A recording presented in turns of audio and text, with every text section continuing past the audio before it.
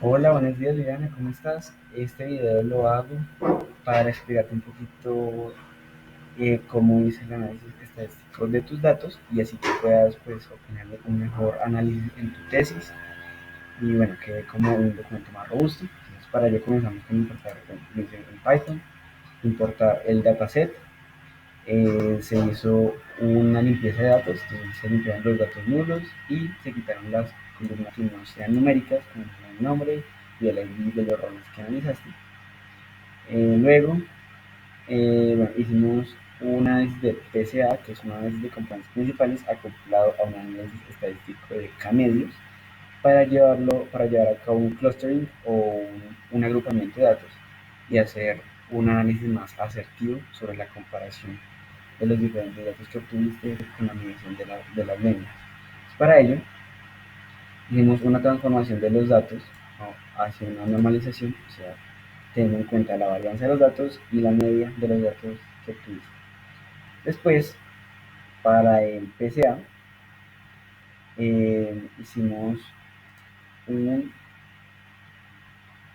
bueno, después acá hice tratamiento de datos y acá graficamos mediante un diagrama de bigotes o un box plot, pues, cuál sería la desviación y la media de los datos divididos por categoría. Entonces, tenemos acá todas las categorías y vemos que únicamente hay outliers aquí en aftertaste B y aftertaste A.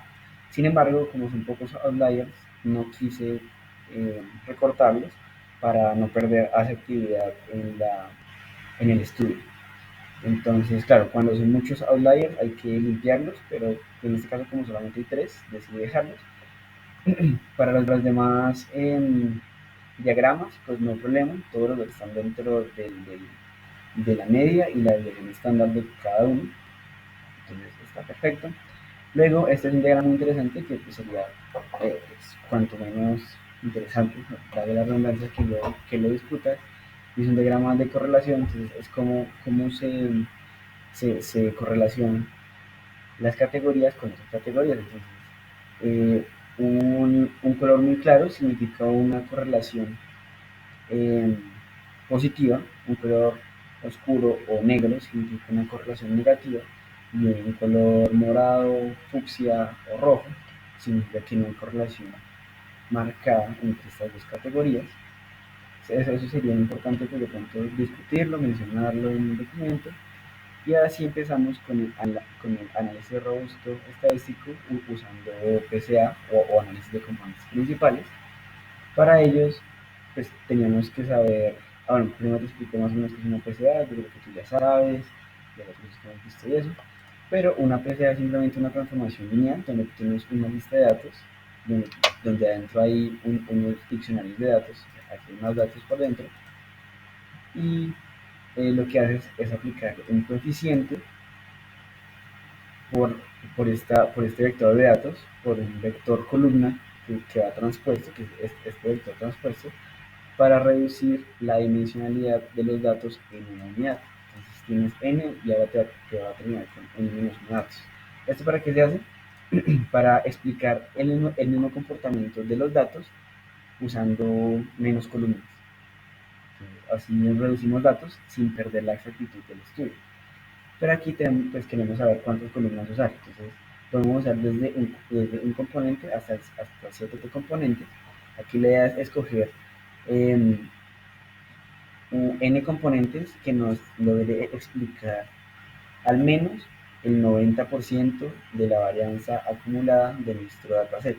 Entonces vemos que con un componente llega casi, bueno, ya supera ese 90%, pero con dos componentes llega al 95, 96% incluso de la explicación de nuestra suma, de nuestra varianza acumulada de nuestro dataset.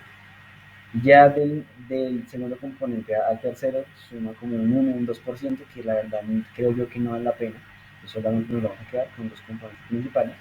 Para ello hacemos una transformación lineal, lo que está explicando ahorita, y empezamos la prueba con modelos de K-medias para clustering o agrupación de datos.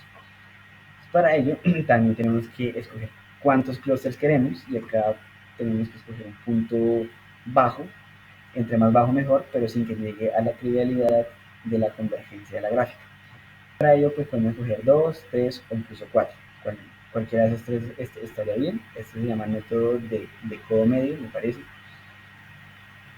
Aquí hay otro método para definir la cantidad de clusters, que es con el puntaje de silueta, que acá también nos dice, bueno, acá es al revés, siempre que esté más arriba de 0.6 se puede escoger, podemos escoger 2, 3 o 4, y ya el resto sería trivial escogerlo, que no reduciríamos cantidad de datos o dimensiones, y pues eso es lo que estamos buscando.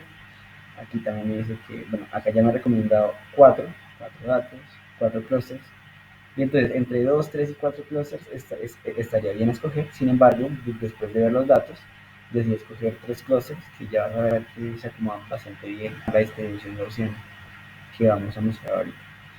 Entonces, bueno, aquí ya, bueno, aquí sí me voy a entender, pero primero te queremos otra cosa. Aquí simplemente repetí el método de codo medios, dio un poquito más lineal, pero similar, 2, 3, 4 clusters, está bien. Como ya lo hice con 3 clusters, y pues dio la siguiente gráfica, donde, claro, graficamos en el eje X el componente 1 de PSA que nos dio, en el eje Y el componente 2, ya que nos explica el 0,96, bueno, el 96% de nuestra varianza acumulada del dataset, y acá tenemos diferentes grupos eh, por colores, que está el amarillo, el verde y el rojo, donde pues dice cuántos datos se catalogan en ese clúster. También ves que hay como unas X que significan los centroides, entonces acá pues procedo a explicarte un poquito el método de K-medios. El método de K-medios tiene varios puntos, varias partículas o puntos distribuidos separadamente, y luego se crean tres puntos aleatorios que se llaman centroides. Entonces digamos se crea uno acá, otro acá y otro acá. Y a partir de ellos se calcula la distancia que hay desde cada punto hasta ese centroide. Si está muy lejos, no lo atrapa, pero si está cerca, sí lo logra atrapar.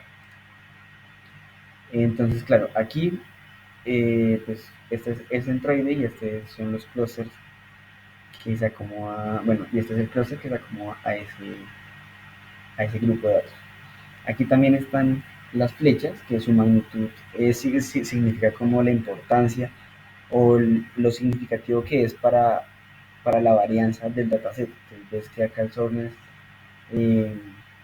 es bastante significativo y que afecta en demasiada cantidad a la varianza del dataset, que también se podría eh, discutir, y que pues, estos datos se pueden explicar como richness y como softness, pero mayormente como softness. Aquí hacemos una data en 3D, simplemente te queríamos mostrar porque claro, si nos quedara corto de pronto la explicación de la varianza, tuviéramos que implementar una tercera componente en el eje Z, pero acá como solo lo graficamos dos, sería como un corte en el plano XY, y sería un corte más o menos de esta manera. Y ya, entonces claro, tú te estarías preguntando como, bueno, ¿y qué significa cada punto? O como yo sé que rones son los que están en ese punto. Entonces quería mostrarte, no sé si ahí se logre ver la gráfica que quedó. Creo que es esta. Bueno, esta gráfica fue la final, donde vi acá los rones que quedaron en el clúster rojo, en el verde y en el amarillo. Ya tú puedes empezar en el análisis diciendo si se agrupan por territorio o crees que se agrupan por materia prima. Y ya puedes empezar como a discutir ese tema en el documento y darle un poquito más de robustez al análisis de tu tesis. Entonces nada, espero haberte ayudado con esto. Te voy a pasar, bueno, creo que adjunto a este video están todas las imágenes que te mostré, y cualquier duda pues estoy pendiente para ayudarte. Entonces nada, feliz día.